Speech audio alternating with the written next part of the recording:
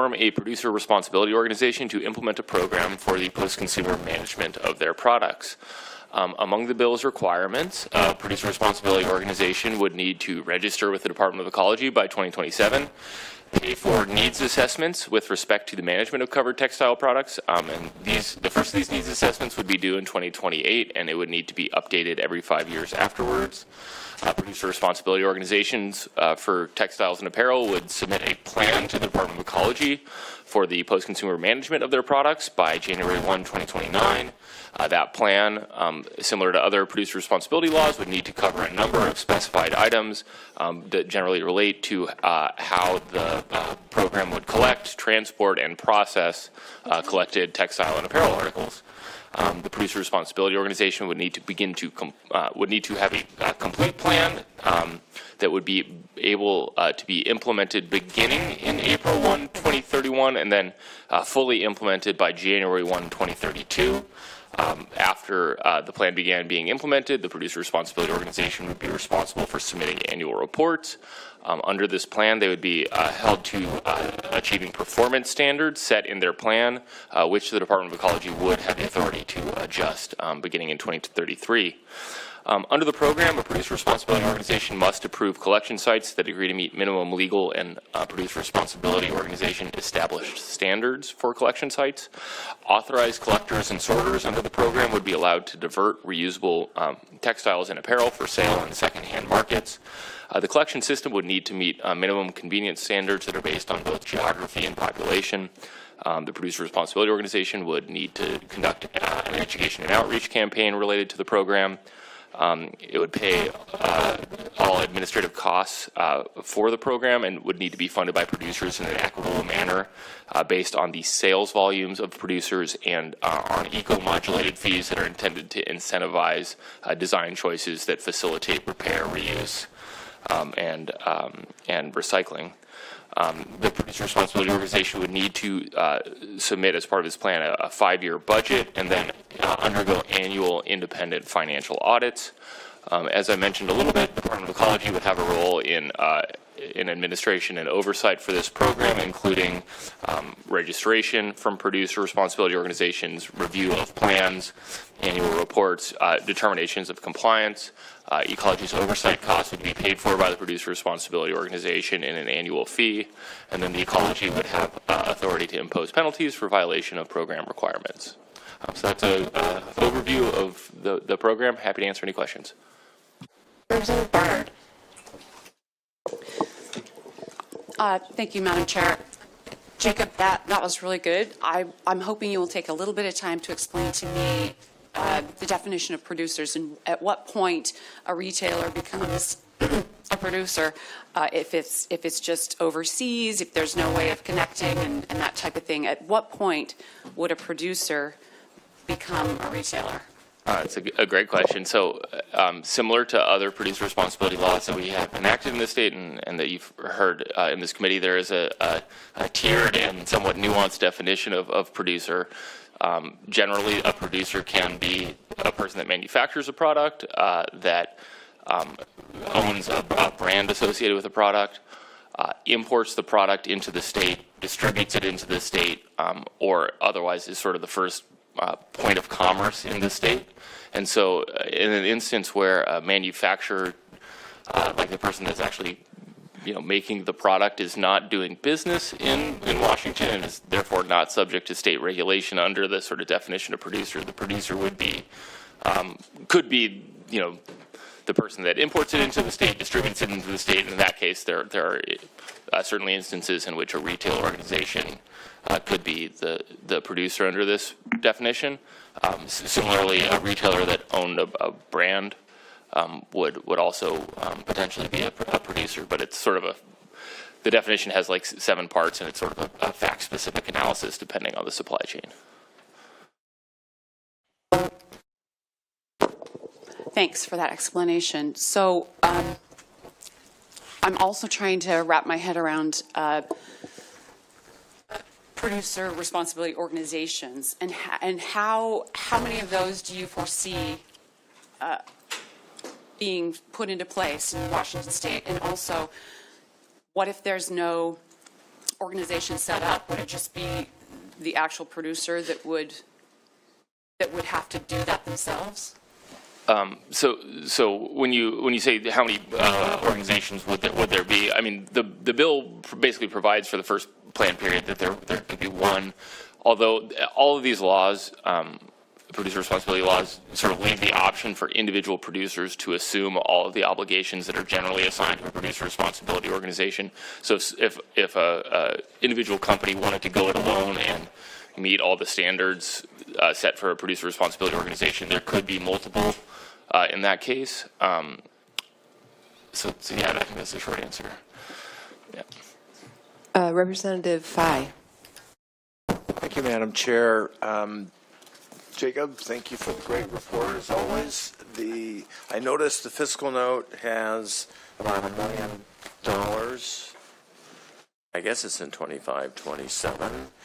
And what would that $1 million pay for? Sorry, the $1 million is It's in Ecology's fiscal note for 25-27, $976,000. So what would Ecology be doing in 25-27? beginning to take registrations from a producer responsibility organization.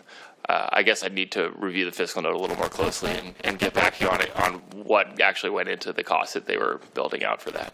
Because there's not much cost. I mean, that's in the fiscal note for the three bienniums. That's more than half of it. So I'm just curious what would happen. Possibly adoption of rules too, and yeah, I'll get back to you with a more thorough answer. Great, thank you. Okay, Representative Stevie. Thank you, Madam Chair. Hey, Jacob, what is eco-modulated fees and how can Ecology assess these fees? So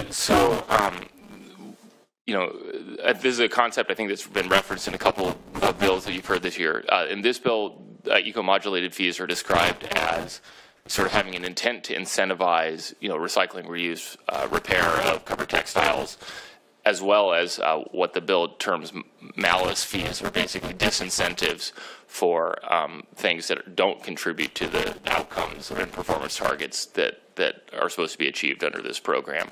These aren't actually fees paid to Ecology. These fees are embedded within the structure of how the producer responsibility organization itself gets funded. And so you've got an organization which theoretically 1,000 participant members. Each of them will be making different types of products, some of which are maybe more recyclable and reusable, some of which may be less recyclable and reusable.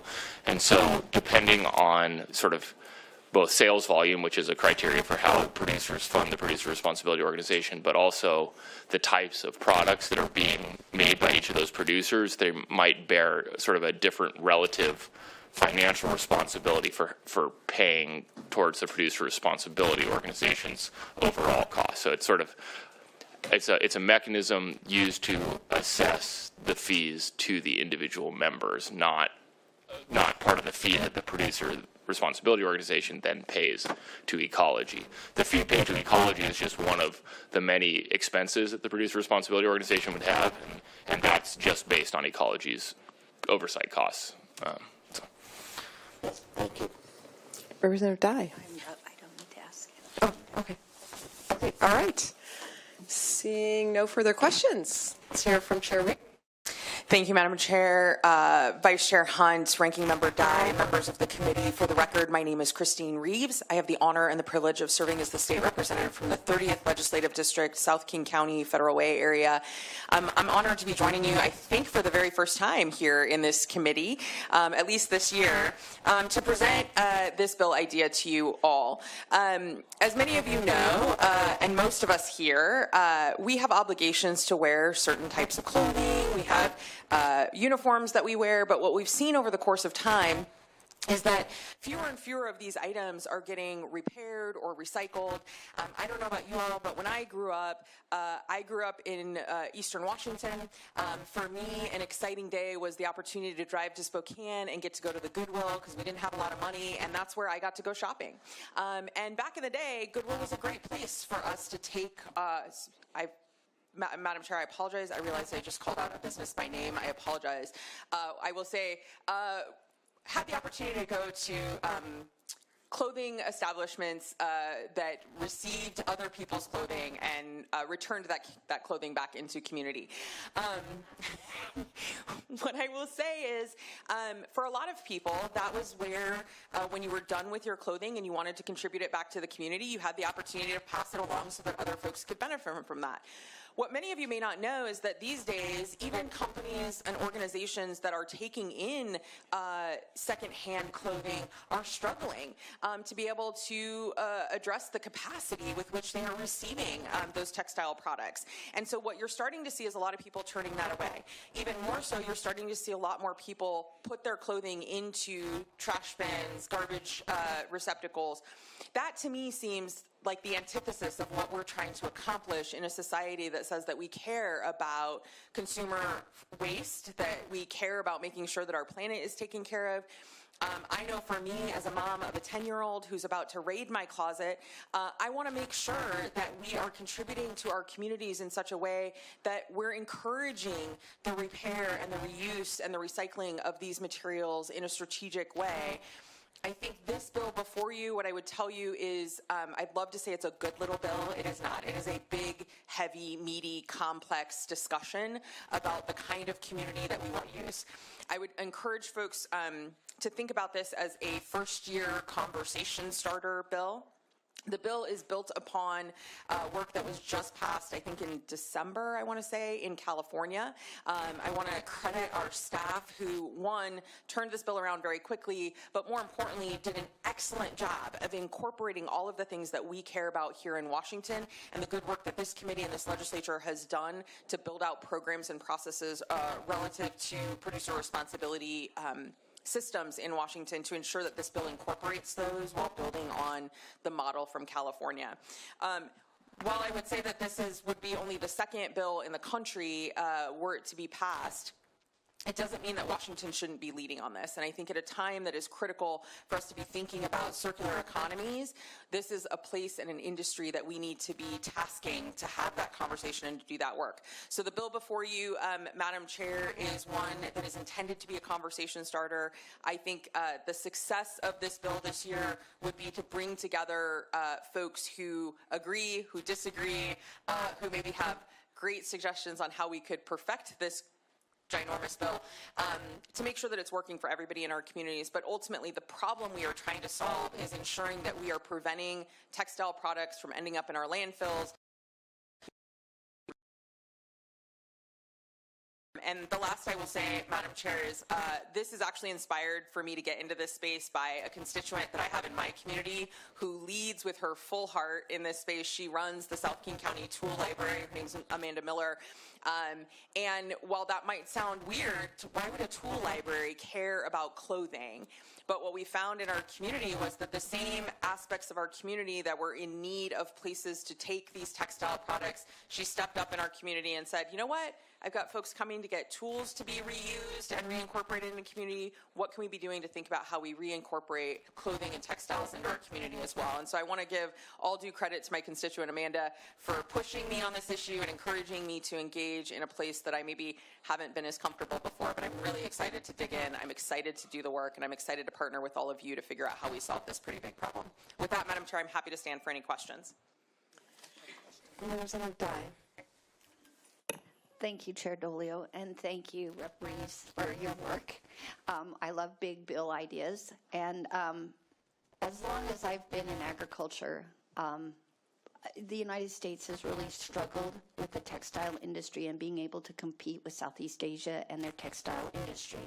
The population and the production capacity of Southeast Asia is it dwarfs the population of the United States. And so the competition in an advanced economy versus an economy where people are moving out of subsistence in the textile industry is almost impossible. And having lived in Bangkok and other places, seeing the textile industry is huge, and how many square miles underneath that city where people are working in the textile industry.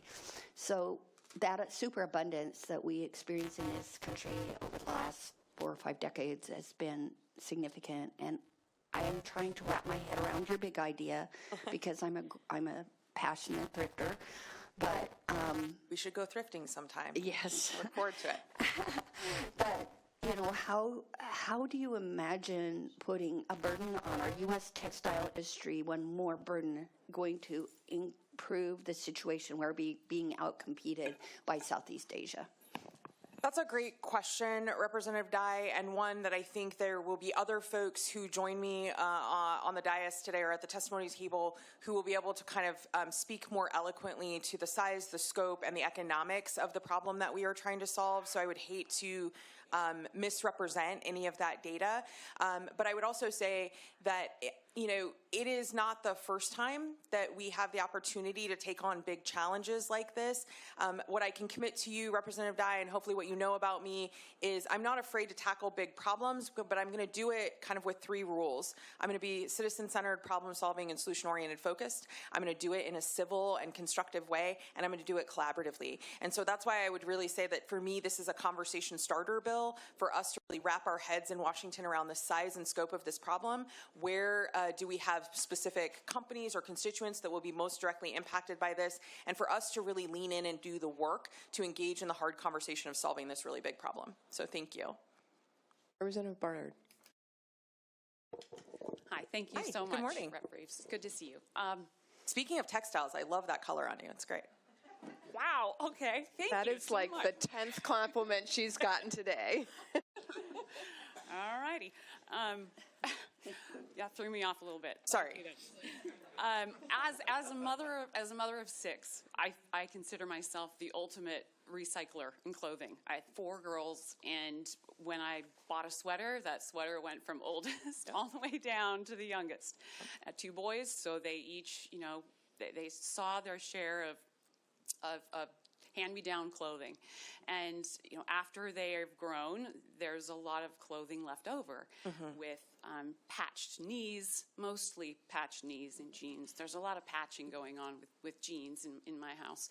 And a lot of other, articles of clothing. And I've taken them all to, and I don't want to say the name, but you know the place. I know where you're talking about.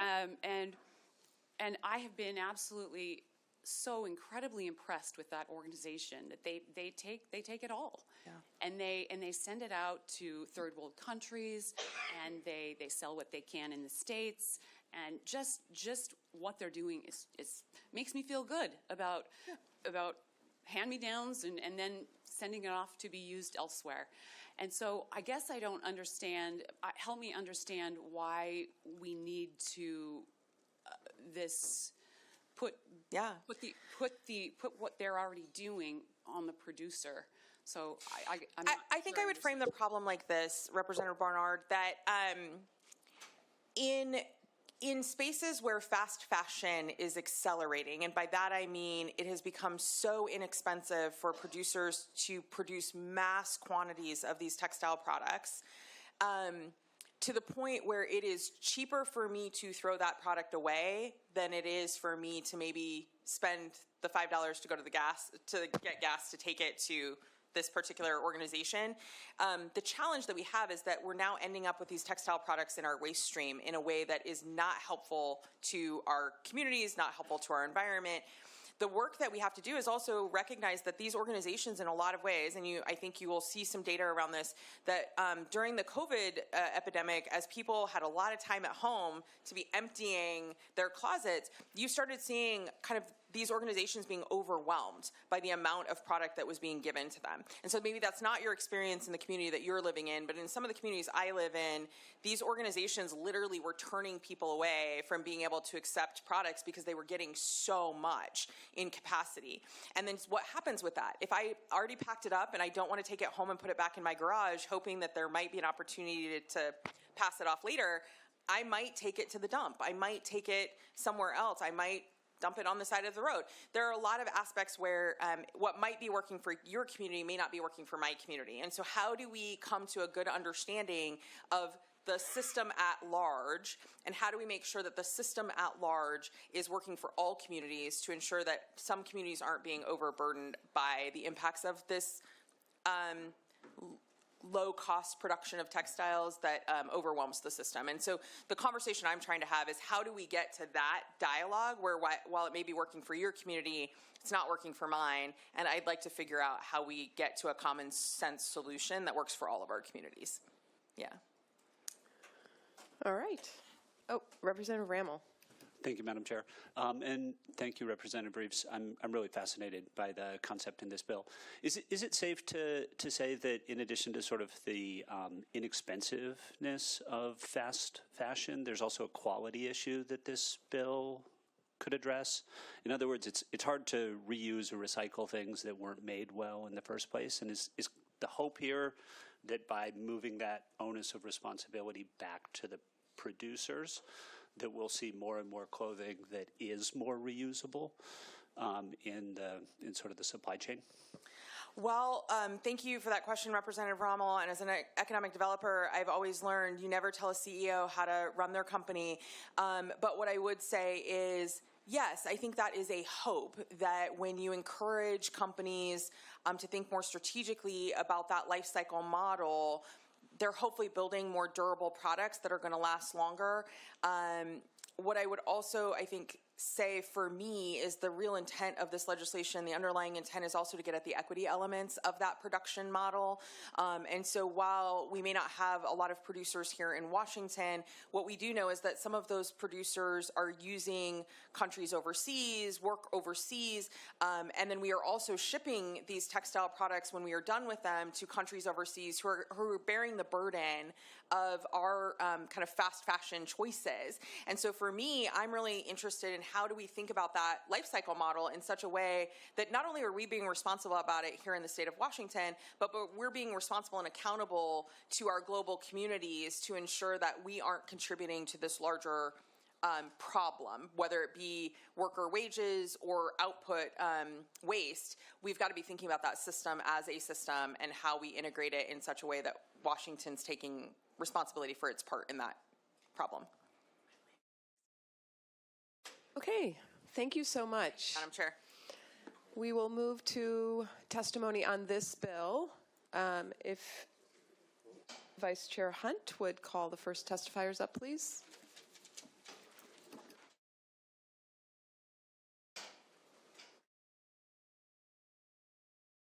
Thank you, Madam Chair. Our first testifiers will be Heather Trim, Joanne Brash, and Travis Dutton, and on deck, Zakia Sita and Ruth True.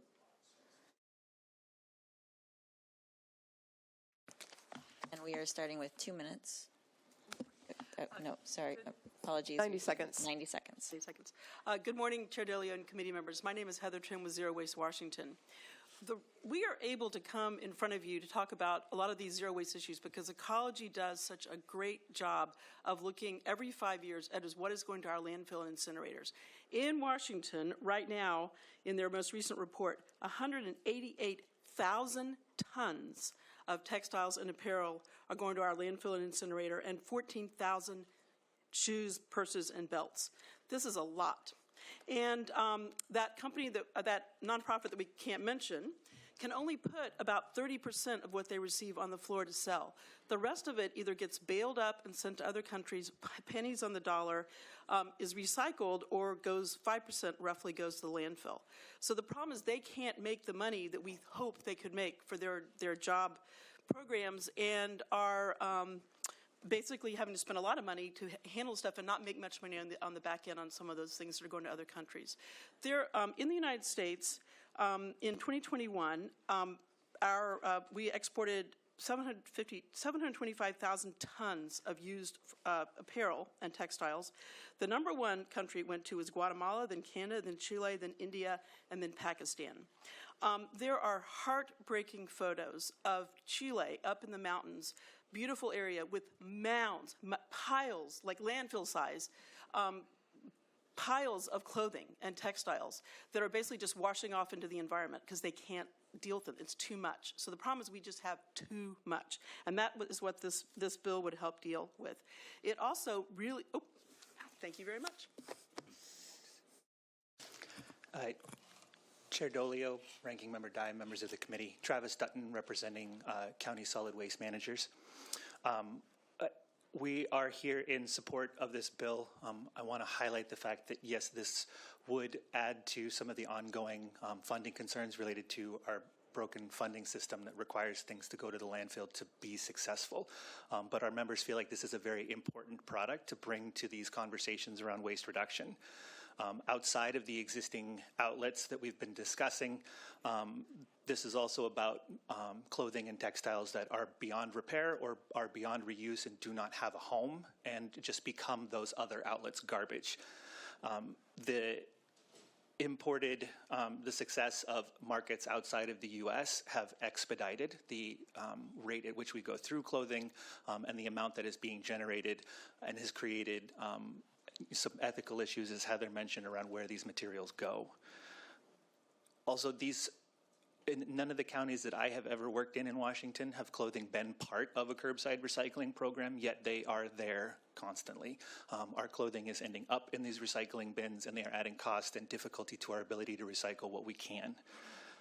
Our counties have been engaged in, several counties actually just recently went through a process of engaging with clothing swaps. So not only the ability to bring your clothes to someplace, but also get the clothing that other people are wanting to swap out. Additionally, according to my wife, blankets and throws are also spontaneously generating inside of homes now. So that is also a growing problem. So sorry, that was not worth the time. I think all of your outfits look wonderful on you today, and I appreciate the opportunity to work on this in the future. Thank you, Travis. Up next, if we can go to Joanne Brash online, followed by Zakia Sita and Ruth True. Thank you very much. Good morning, members of the committee. My name is Dr. Joanne Brash. I'm Director of Advocacy for the California Product Stewardship Council. We were the sponsors of SB 707, the similar bill that passed in California and signed by Governor Newsom in September 2024. We are really honored to see the authors and sponsors starting point using the language vetted with our multi-year stakeholder negotiations. These negotiations include multiple thrifts that we cannot name, that all had engaged in the process, and we had producer groups and specific brands. We crossed the finish line with 158 endorsements and 0 opposition on record. I really enjoyed all the thoughtful discourse today, and I respectfully urge an aye vote, and we can take it to the finish line this year. Thank you very much. Representative Dye has a question for you, Travis. Thank you. You may have to provide the information, separately, but I'm curious to know, I know how the solid waste is funded by the weight of the products that are taken to the dump, right? And so do you have any idea of what the actual quantity or weight of the textiles, blankets, used clothes that are ending up in the landfill and or the recycling bin, or are we going to need to have another color for a bin? If you'd asked me yesterday, I definitely had all of those numbers committed to memory, but I'm going to need to go back and pull those out of some of the ecology reports and some of the other information from our counties. So if that's okay, I will follow up. Thank you.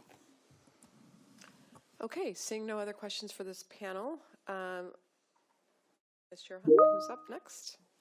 Up next, we have Zakia Sita. Good morning, Chair Dolio and committee members. My name is Zakia Sita, and I represent the Chaya Movement. We are a grassroots organization dedicated to sustainable fashion and environmental advocacy, focusing on reducing textile waste and empowering communities through education and action.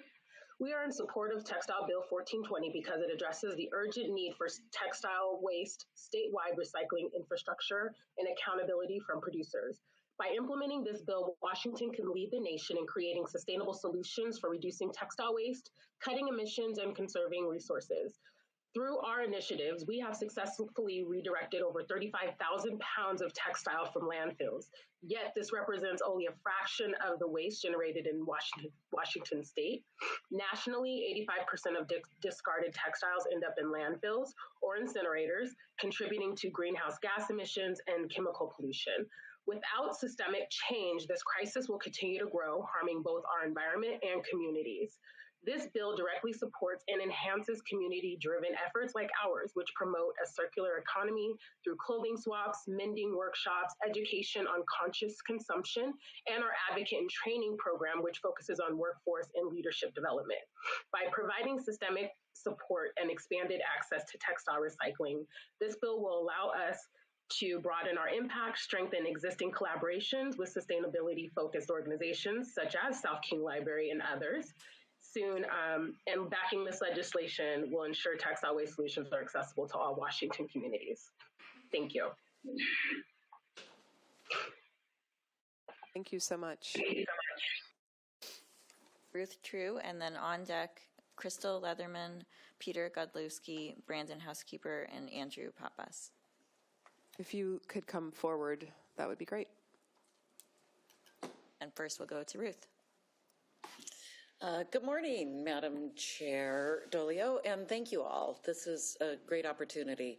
In my not so humble opinion, fast fashion could be illegal, but this is, in my opinion, the next best opportunity. So I'm excited. My name is Ruth True, and I am part of a company named Ravel.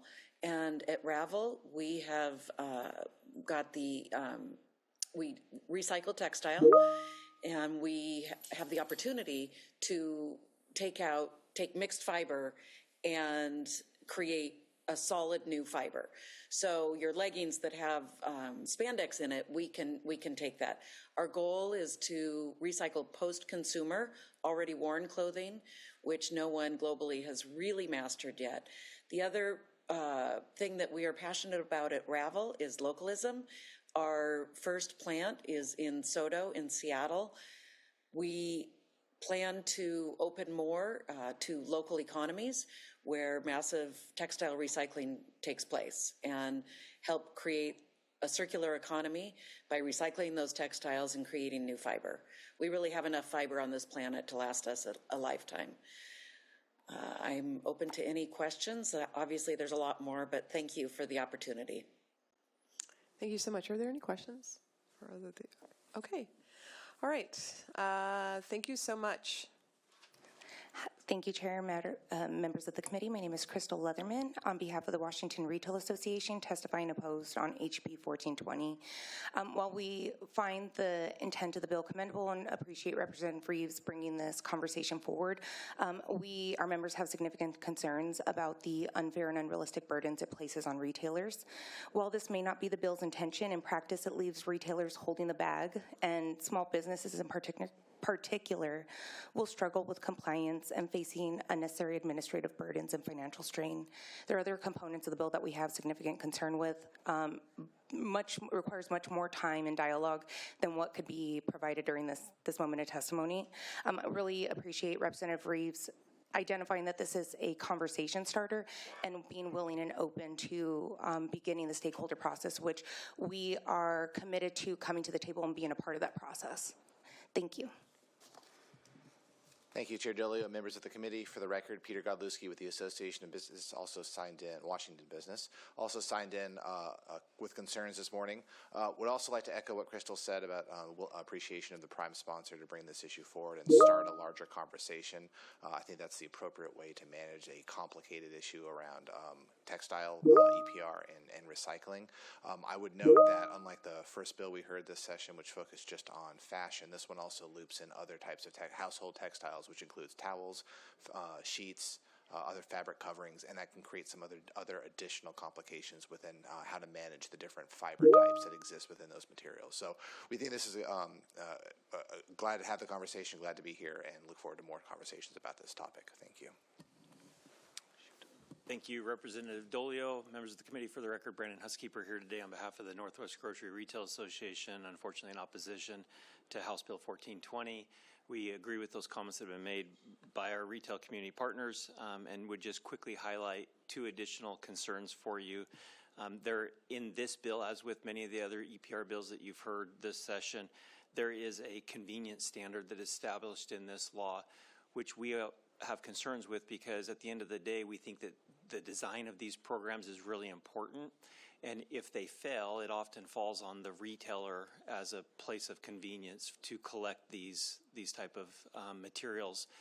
And that puts an additional burden on the retail community and gets us outside the scope of what we do know how to do, which is retail things to our customers. We also are concerned about the costs. There's been some discussion this morning about the eco-modulated fees.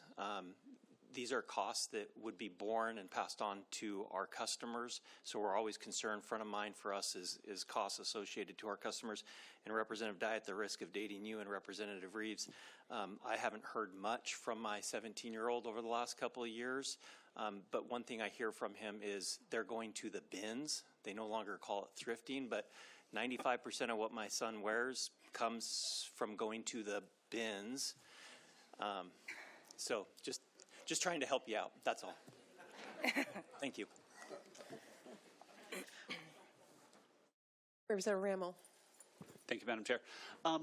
So maybe sort of a two-part question, if I could. First is just how are Washington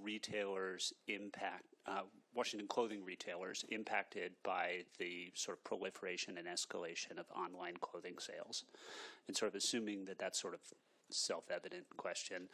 The real question I have is there a benefit for Washington retailers if we can have a program that discourages that trend from continuing to escalate? I would have to get back to you on that question. Again, I think that requires, again, more conversation with my members. I do want to state, though, that our members are open and willing to come to the table and have these conversations.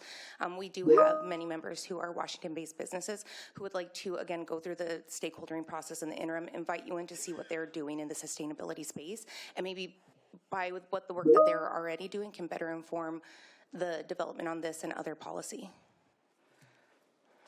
Any other questions? Okay, thank you so much for your testimony, you three. And I would like to suspend the hearing on 1420. I'm seeing Representative Dent here, so we'll open the hearing on House Bill 1520.